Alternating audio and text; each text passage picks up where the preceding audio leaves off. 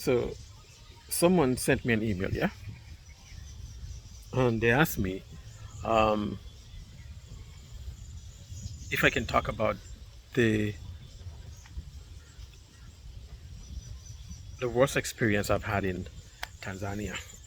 Um, Listen, guys, I don't want to come across as if everything is rosy all the time, because in life, it can never be that way, yeah? In life, there are ups and downs. In life, there are obstacles. So it's up to you. Like I said before, right? Your mindset will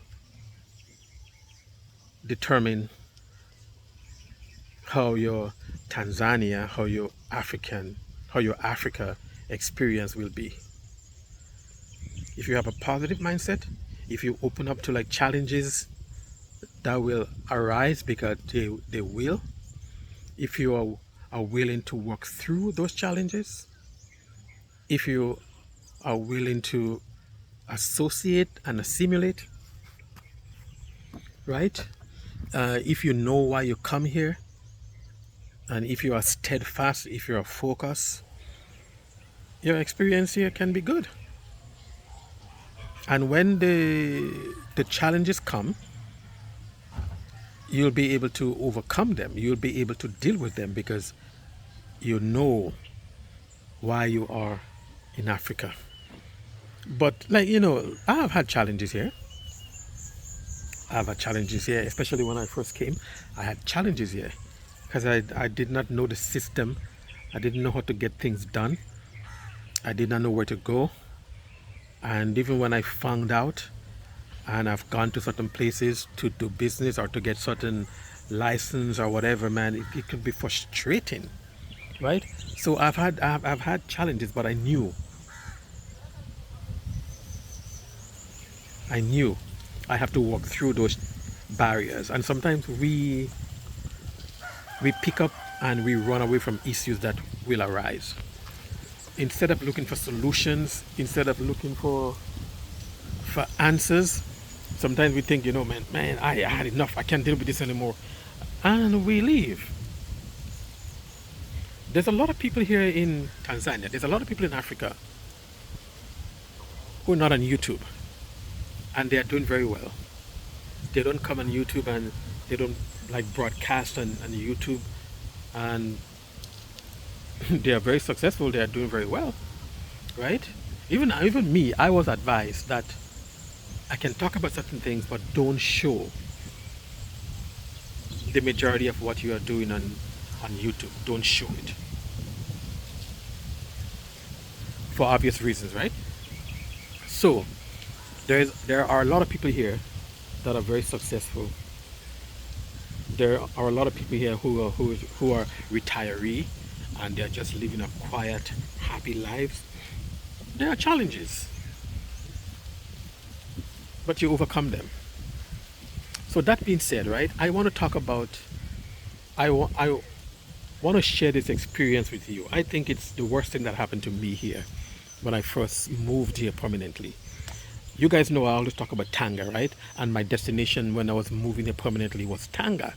But my Tanzanian brother, got in touch with me and he said, listen, because he never liked Tanga. Although he was living in Tanga, he never liked Tanga because to him, Tanga was too slow. And you guys who like follow my journey through to Tanga, I always talk about, like Tanga being a laid back, quiet place that I love.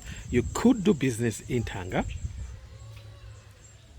but not on the scale, that you, not on the scale as in Dar es Salaam. So my Tanzanian brother got in touch with me a couple months before I moved. 'Cause we were all set for Tanga, and he was like, you know what?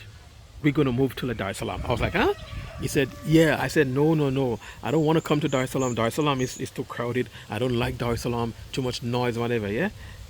So he said, listen, if we want to do business and the type of business that we want to do, we have to come to like Dar es Salaam, right? So after giving it some thought, I said, okay, fine, right? So I told him, I said, listen, it don't make sense that I'm going to come. I will travel all the way to like Tanga. That's going to cost me $100 to take a private taxi all the way to like Tanga, 6 hours. And then I come to like to Tanga. A couple of days after, we have to travel back to like Dar es Salaam. I said, that don't make sense, right? So I said, come to Dar es Salaam, find a house. You know what type of house that I'm looking for. I don't want a house close to a cemetery. I don't want a house in like in the city center, urban area, because I want quiet. I want, like a kind of a semi. If we're going to come to Dar es Salaam, I want a kind of a semi-rural setting. That's why we ended up here. Okay? So, this was not our first house in Dar es Salaam. Our first house was in another area close to Dar el Ajan, the bridge, Nereri Bridge, that area there. So, he came to Dar es Salaam, got a Dalali. Dalalis are the ones, I don't want to call them real estate agent because they are not licensed, they are not regulated, but they can find you properties, houses, whatever you want, they can find for you, yeah? So he sent me these photos of houses, right? He sent me pictures of houses, but there was one house in particular. It was a 3-bedroom house, brand new, everything, right? The house looks really good. So I said, okay, boom. How much is it? It was 550,000 shillings. That's like what? 185, 190 US dollars. Let's say 200 US dollars, right? So I said, okay, fine. Beautiful house, whatever, man. And he said, yeah, the house is nice. The area is nice and everything, right? So I said, good. Guys, when I came that day, we got to the house, I'm looking around outside the gate, right? There's a garbage dump right outside the gate. I was like, huh? I said, man, why didn't you tell me about this garbage? Oh, I don't think it's a big deal. I said, how could you not think it's a big deal? People are just dumping the garbage in front. You exit the gate, you walk across the road, boom, garbage there, man. The flies that was coming from there, the stench. I said, come on, man, why would you take a house next to a garbage dump? So let me clarify. People was illegally dumping garbage there. It was not a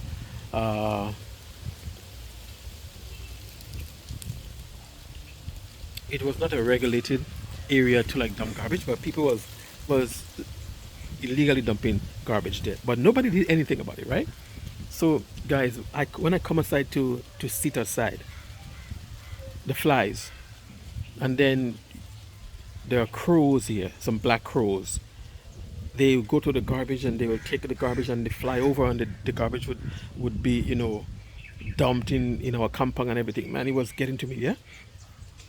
So my neighbor was Somalian. They speak very good English, right? They actually Kenyan born, but Somalian background. And you guys know Kenyan speaks also English, right? So they spoke very good English, and they were very nice neighbors to us. We are still friends. So she told me, she said, okay, go to the chairperson, and because the like chairperson is responsible for every region of like Tanzania has their own chairperson, right? So my brother and I went to the chairperson, and he said, okay, he's been asking the resident in the area to donate 15,000 shillings so they can clean this thing up, right? But I'm saying 15,000 shillings. These neighbors don't have 15,000 shillings. Those guys goes out there to hustle every day. They don't even make 15,000 shillings. So, and even if they do, they're not going to donate 15,000 shillings to clean this mess up, right? So I asked him, I said, how much would it cost to like clean it up? He said, okay, I'm going to get back to you because I have to talk to the guys and whatever, yeah? So the next day he got in touch with us, and he said, the guy says 400,000 shillings to like clear it up. When I do the math, 400,000 shillings, I say that's just what, $100 maybe? Yeah. Give and take a few dollars, right? So I said, okay. I said, okay, well, arrange it and have them come clean it up, right? So he said, oh, we can do it today. I said, fine. The guys came and they did a very good job, right? Man, I brought them water, I brought them food, I brought them sodas, and I treat them really good. They did a good job. They cleaned that stuff up, right? I gave them the money. Okay? They left. Unbeknownst to me how things are done here, I found out after the fact, yeah? When we started to have problems with that landlord there at that old place, right? My same Somali neighbors, she told me, go to the chairperson. Again, we went to the chairperson. He called a meeting with us and the landlord, right? That can be another bad experience I had here too, dealing with the landlord. So I would probably talk about it. So this video might just get a bit longer. So yeah, so the chairperson called a meeting with us and the landlord. The landlord came, for the evening time. It so happened something came up and the chairperson could not come on time. He was late. The assistant chairperson came and we were talking. And listen what he said to us. How much did you pay for he told us. And I assume the reason why he told us that is because maybe he did not get his cut. So he said, you guys paid 400,000 shillings, right? The guys only charged 200,000 shillings. I said, eh? He said, yeah. They charged 200,000 shillings and the chairperson pocketed 200,000 shillings. Guys, I was so upset. I said, that SOB. It is your responsibility to get that thing cleaned up. That's your responsibility. You didn't do it. Someone came and someone agreed or offered to pay to have the mess cleaned up. You would scam an extra 200,000 shillings from him to put in your pocket. How is that fair? But he begged, he said, listen, don't say anything to him because if you do, he will know it is I who mentioned it to you guys. That's bother me, right? And even sometimes when I think about it, it bothers me. Because I said, how could you in your right mind? You don't do the job that you're supposed to get done. Someone offered to do it. And you'll make money from it to put in your own pocket. But it taught me a valuable lesson also. And that's why I said here, the longer you live here, you gain experience, you know how things are done, and you know how to move, you know how to navigate the system. And that's why when some of us are here, and especially me now, I can speak for me, when I do these videos, to share my experience with you because I have been through certain things. You understand? And I can help you navigate. I can help you to figure certain things out. But then again, I'm like realizing, that, and me, I do this for free. People reach out to me for information. I do it for free. And I said, it depends what you want. I ask you to make a donation to my school uniform drive. I buy school uniform and I donate it to the school back here, like for the school kids in our area, right? And sometimes, people want information from me, and when I mention that to them, they disappear. They want information for free. So I'm thinking, you know what? I will stop giving out information because there are people here who that's the business. They have registered business where they do consultation. And if I'm giving free advice to people, I might be taking away business from them because their business is registered. They are paying taxes. So I'm thinking maybe I should not give the kind of information for free that I'm giving out because there are people, that's their business, that's what they do. And I don't want to take business away from anyone, right? But still, right? So when you've lived here and you've gained experience, valuable experience, and you're sharing that information to our brothers and sisters because I personally don't want anyone to come and go through what I have been through. So I deemed it necessary that I can give out advice to you all. Another experience, we're talking about the house, right? That same house. Guys, the aesthetic looks beautiful, but when you really get into it, the house was not the house was built cheap. It was a flat roof house. When it rains, the rain was coming through certain areas of the roof, right? The windows were not sealed like properly.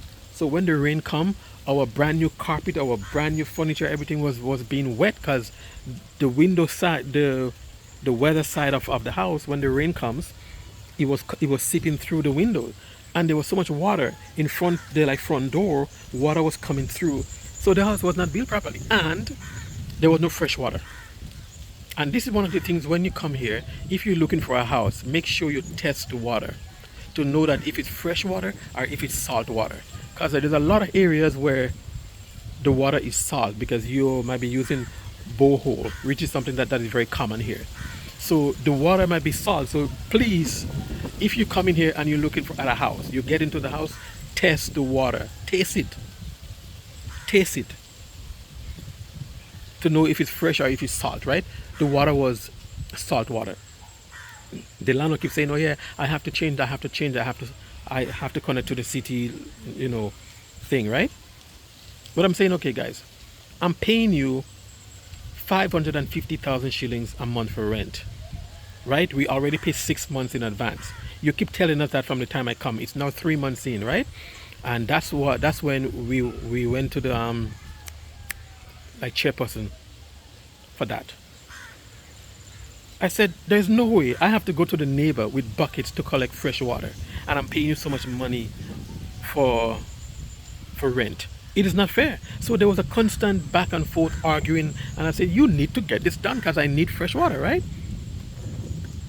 We went to the one guy in our area. He retired from the like water system thing, right? So he came. Our Somalian neighbor again brought him, and he connected us to the fresh water. Yeah, we paid for that, and we decided to pay from our own pocket, right? The landlord came, and he said, "Oh, I'm not paying for this." I said, "Hey, wait a minute. You keep promising for 3 months. You haven't done it." I said, "I did it, but when I'm leaving, I'm taking it with me because it belongs to me, right? I'm not leaving it for you. It belongs to me." So we got into this heated argument, whatever. Yeah, and that's when we were advised to go to the chairperson. The chairperson came, and we told him we wanted to move because by then I have read upon like Tanzanian law or policy that govern tenants and like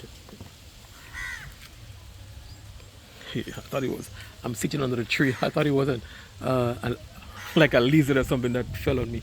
Yeah, I had read upon Tanzanian law that govern landlord unlike tenants, right? So I get an idea. So I told him, I said, listen, I want to move. I'm going to move from here. So now he had to return 3 months rent to us. That landlord was crazy. And that's another thing again. When you come here, you pay, if you can get a landlord where you can pay like 3 months rent, it can be done. But it's very, people don't like to do that, right? They usually like 6 months to 1 year. But in rarely you will find a landlord that would accept like 3 months. But guys, don't pay 1 year rent. Don't go past 6 months because the landlord may not be a good person. The landlord may not be friendly. The landlord may not be somebody. You see here, this landlord man, he's on top of his game, and he owns many properties, right? This guy is on top of his game. He get things done. Sometimes the light, the like perimeter light goes out. I buy from my own pocket and fix it because if we need anything, this is minor, yeah. But if we need anything done, he get it done without hesitation. So this is a good landlord. That's why I've been here for so long. This landlord is very good. But you have to be careful, right? Don't pay 1 year rent because if you do, you might be stuck with a landlord that you don't like. You might be stuck with a landlord that is not good. You might be stuck with a landlord that if something breaks or something gets fixed, he wants you to fix it from your own pocket. There are many landlords here that want you. I've heard stories, from people. Many landlords here want you to fix up their own property when it is their responsibility to fix it up. They don't get it done. Some landlord, leave their like properties. I've been to certain houses when I was looking for a house to rent, right? Before we found this place here. Man, the tenant moved out. They don't clean. They don't put no fresh coat of paint. They don't clean anything. And I said, how the hell these people want me to give them my money? There are certain houses that I walked into and I just walked out. I said, there's no way I will give you my money. The tenant moved out, clean the damn place up, make it look presentable for the next. It's why I always tell my Tanzanian friends, I said, when you guys settle for crap, you're going to get crap. You understand?